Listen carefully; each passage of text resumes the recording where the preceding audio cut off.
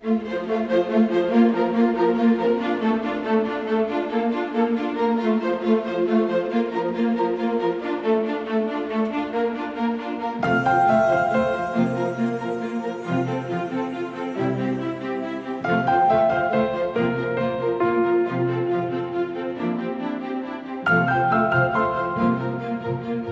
moi c'est Perrine. Moi c'est Julien.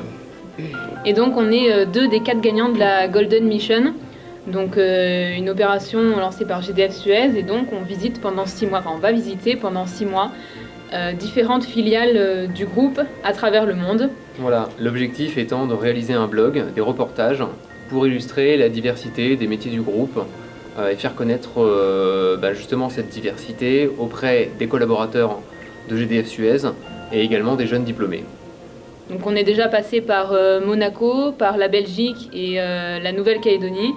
Et là, on fait un bref passage par la Polynésie française avant de partir sur les États-Unis. EDT, c'est une filiale presque 100% de GDF Suez, de la branche énergie-service. Et EDT a la concession de la production et la distribution d'électricité sur l'île de Tahiti et sur une quarantaine d'autres îles de la Polynésie française.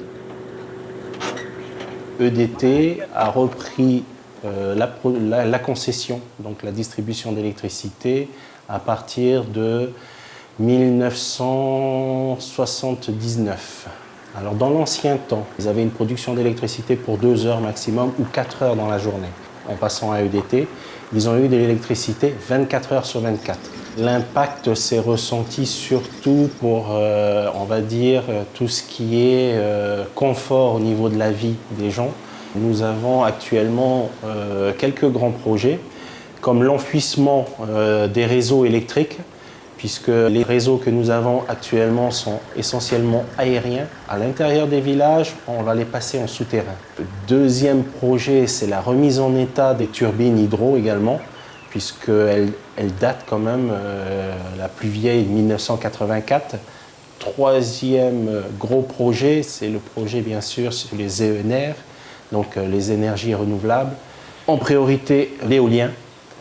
Effectivement, notre objectif à fin 2011, voire fin 2012, ça serait de passer à 100% en énergie renouvelable.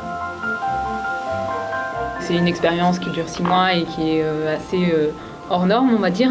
Et puis, il y a pas mal de possibilités. Enfin, on sait qu'il y a pas mal de possibilités ensuite derrière, à la suite de ces 6 mois de mission. C'est vraiment assez exceptionnel, dans le sens où chaque mois quasiment on est dans un pays différent, face à des cultures différentes.